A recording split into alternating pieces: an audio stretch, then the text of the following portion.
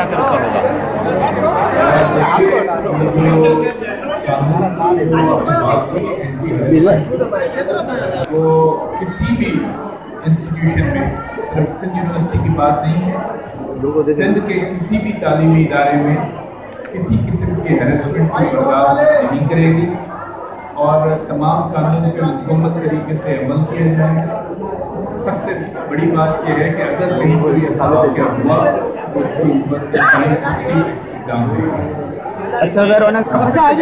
और कराची में यारी गैंग वॉर का एक बहुत बड़ी लिंचपिन थी जो आज गिरी है सुबह को, और इसके लिए मेरे ख्याल है कि तमाम कानूनी इदारे मुबारकबाद के मुस्तहक़ हैं और इससे इंशाअल्लाह ताला खौफ की फ़ज़ा कम होगी, बढ़ेगी नहीं। मुमकिन है कि कोई एक आध वाक़या ऐसा हो जाए, लेकिन ऐसे बड़े मुद्दों को गिराने में खुशी महसूस होती है। सर कहा जा रहा है सर महकमा है और वहाँ पर बहुत बड़े इदारे भी काम कर रहे हैं, NGOs भी काम कर रही हैं, जेल डिपार्टमेंट भी काम कर रहे हैं। पुलिस के अंदर हम ज़्यादा से ज़्यादा हौसला अफजाई कर रहे हैं कि हमारी ज्वाइन करें और पुलिस के अंदर ऐसी कोई सिचुएशन या ऐसा कोई इन्वायरमेंट नहीं है जिसमें कि हम अपनी ख़वातीन को हैरेस होने दें और उनके लिए न सिर्फ ये कि मुनासिब खानों का बंदोबस्त है बल्कि उनकी ट्रांसपोर्टेशन के लिए भी बंदोबस्त है। और सबसे बड़ी बात है कि हमने उनको एतमाद दिया कि लॉ इन्फोर्सर है, चाहे औरत हो या मर्द हो, उसके सर आप इसके ऊपर मैं कमेंट नहीं करूँगा।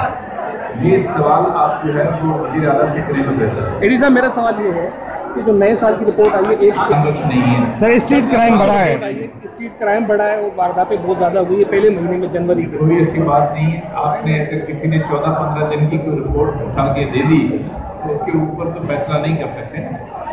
आप 31 दिनों का आप क्राइम देखें कि अल्हम्दुलिल्लाह हमारे पास मेजर कंसर्न होता है वो दहशतगर्दी का होता है, एक्सटॉर्शन का होता है, टारगेट किलिंग का होता है, किडनैपिंग फॉर रैंसम का होता है। आपके जितने भी सीरियस क्राइम्स हैं वो तो बहुत कम होंगे।